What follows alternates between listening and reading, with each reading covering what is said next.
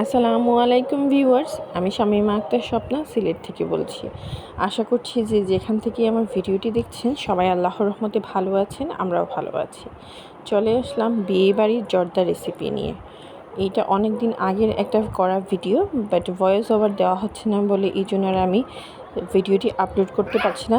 Finally আমি ভিডিওতে voice ওভারটা দিয়ে দিলাম আর আপলোডও করে নিলাম।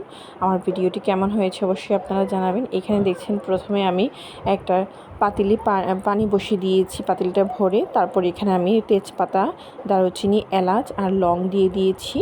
আর এখানে ফুড কালারটাও দিয়েছি, জর্দার রং, যেটা জর্দার রং দিয়ে দিয়েছিলাম।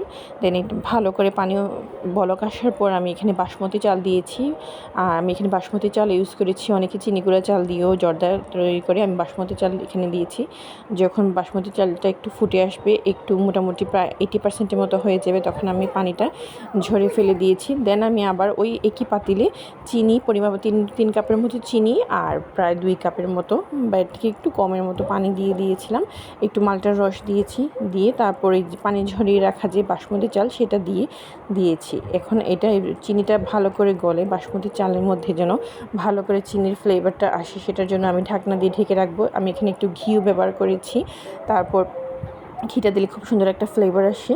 আর এখানে আমি কাজু বাদাম, কাঠবাদাম ঘিয়ের মধ্যে ভেজে দিয়েছি। সাথে আমি এখানে মুরব্বাও ছোটো ছোটো করে কেটে টুকরো করে দিয়েছি, কিশমিশ দিয়েছি।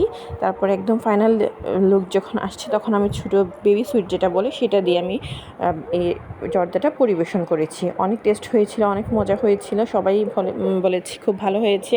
আর এটা আমার আসলে ফার্স্ট ট্রাই, আমি ইউটিউব দেখে এটা আমি ফার্স্ট ট্রাই করেছি। খুবই ইজি একটা মেথড, আপনারা চাইলে এখানে ইজিলি ঘরে সবাই জর্দা তৈরি করতে পারবেন। চিনি গুঁড়া চাল দিয়েও করা যায়, আমি বলবো প্রথমে চিনি গুঁড়া চাল দিয়ে ট্রাই করা ভালো। আর এই তো হচ্ছে আমার রান্না হয়ে গেছে, এটা হচ্ছে আমার ফাইনাল লুক। এটা একটা দাওয়াতের অনুষ্ঠান ছিল, তখন আমি এটা করেছিলাম।